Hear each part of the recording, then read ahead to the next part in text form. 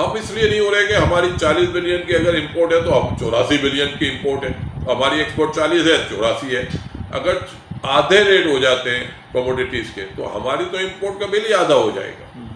फिर जाहिर बात है कि एक्सपोर्ट हमारी थोड़ी बहुत गिरेगी तो हमारी एनर्जी की भी डिमांड कम होगी। तो गवर्नमेंट को अभी बड़े सोच समझ के डिसीजन लेने होंगे कि हमारी पावर जनरेशन हमारे पास काफ़ी है और इस वक्त हम फर्दर जनरेशन में ना जाएं। गवर्नमेंट को रोकने की ज़रूरत है। ये रिन्यूएबल एनर्जी और ये हमारे बिजनेसमैन बड़े सपोर्ट करते हैं, लेकिन बिजनेसमैन तो बाल बना रहा है ना, तो सपोर्ट भी करेगा क्योंकि वो तो गारंटी रिटर्न लेने के लिए हर काम करने को तैयार है। अब गवर्नमेंट को ये सोचने की ज़रूरत है पाकिस्तान को बचाने के लिए किसी किस्म के कोई प्रोजेक्ट वो गारंटी के ना लाए। अगर ये लाएंगे तो इसको हमें भुगतना पड़ेगा। और आज ये डिसाइड कर ले कैबिनेट में बैठ के कि भाई किसी किस्म की हम सब्सिडी नहीं देंगे। अब ये सारी चीज़ें हम ख़त्म करें। हम अपने मुल्क को आज की दुनिया की कंडीशन में पहले एडजस्ट करें। हमारे लिए ख़तरात कम है क्योंकि अमेरिकन इंटरेस्ट रेट बढ़ने की वजह से पूरी दुनिया का पैसा अब अमेरिका के में जाएगा फिक्स इनकम में। जब अमेरिका 4% डॉलर में देगा तो कोई पागल का बच्चा होगा जो बाहर पैसा रखेगा। तो सिचुएशन चेंज होने जा रही है और उस सिचुएशन के लिए पाकिस्तान को तैयारी करनी है। और तैयारी क्या करनी है कि जाहिर बात है आपकी एनर्जी की डिमांड कम होगी। हमें जो सबसे बड़ा बेनिफिट है कि हम लग्जरीज एक्सपोर्ट नहीं करते, हम वैल्यू एड वाले लोग नहीं हैं। हम ये जीन्स बेचने वाले लोग हैं, हम तौलिया बेचने वाले, हम बेडशीट वाले हैं, हमारी ये एक्सपोर्ट है। और जाहिर बात है कि जब दुनिया क्राइसिस में जाती है तो ये सारी सस्ती चीज़ें हैं, तो हो सकता है इनकी डिमांड बढ़ जाए, सूटेड वालों की डिमांड कम हो और जीन्स वालों की डिमांड बढ़ जाए। तो मुमकिन है हमें इम्पैक्ट भी ना आए, लेकिन जाहिर बात है कि दुनिया में सैलरीज बहुत बढ़ गई है। पर आवर्स डॉलर में 15-15 डॉलर लोगों को घंटे के मिल रहे हैं और हमारे पास तो मेन पावर बहुत है और हमारी सैलरी भी बहुत कम है। तो हमारे लोग जो आईटी के लोग हैं ये दुनिया से बहुत सस्ते हैं। तो हमें शायद वो इम्पैक्ट नहीं आए। इस पूरी दुनिया के क्राइसिस जो इस वक्त दुनिया के ऊपर मंडला रहे हैं उसमें हम अपने, हालांकि हम अपने मुश्किल दौर पे बैठे हुए हैं और मुश्किल दौर में ये है कि हमारे पास रिजर्व नहीं है, लेकिन इंशाअल्लाह ताला ये छोटा भी रिजर्व जो है ना, हमारी इंपोर्ट के जो बिल आने वाले महीनों के है ना, जैसे अब सितंबर में, अक्टूबर, नवंबर, दिसंबर, आज हमारी पावर जनरेशन भी बहुत ज़्यादा नहीं है। हमारे पाकिस्तान का वेदर भी काफ़ी बेहतर हो गया है, तो हमारी हाइडल बिजली भी काफ़ी फुल फ्लैश आना शुरू हो गई है, न्यूक्लियर बिजली भी काफ़ी आ रही है। तो पाकिस्तान को मैं समझता हूँ कि हमारे लोगों के कॉन्फिडेंस लेवल को बेहतर करने की ज़रूरत है, लोगों को पैनिक करने की ज़रूरत नहीं है।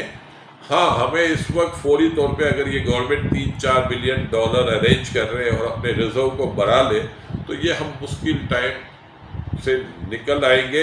लेकिन दुनिया के लिए ख़तरा ज़्यादा दिख रहे हैं। इंडिया जैसा मुल्क जिसके रिजर्व 650 बिलियन डॉलर पे खड़े हुए थे, आज 570 बिलियन डॉलर पे आ चुके हैं। और इंडिया में तो फॉरेन बोरोइंग इतनी ज़्यादा है बिजनेस कम्युनिटी की कि अगर खुदा न ख्वास्त वो पैसा निकला, और पोर्टफोलियो में इतना बड़ा पोर्शन है, अगर वो पैसा निकला तो वहाँ मार्केट भी बहुत महंगी है, बुक वैल्यू से भी बहुत महंगी है। बांग्लादेश भी आप देखें उनके डेफिसिट रिकॉर्ड हाई पे चले गए।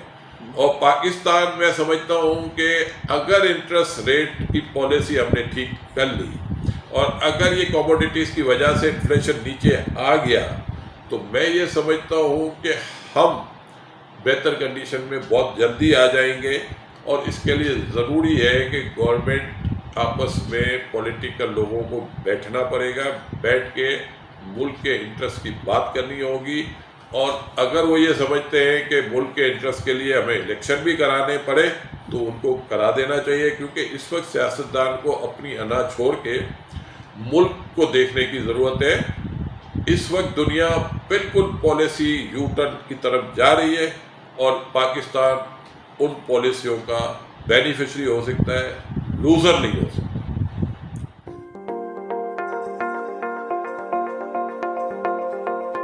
पाकिस्तान की करेंसी की वीक होने की वजूहत सामने है। नंबर 1, पिछले 2 साल हमने ग्रोथ अचीव की, और ग्रोथ अचीव करने के साथ साथ हमारे रिजर्व पे बहुत बड़ा इम्पैक्ट नहीं आया था, लेकिन उसमें रिजीम चेंज जो हुई तो जाहिर बात है कि एक गवर्नमेंट गई और दूसरी गवर्नमेंट आई। अब उस गवर्नमेंट के आने के बाद रिएक्शन जो आया वो पाकिस्तान में उमूमन होता नहीं है कभी।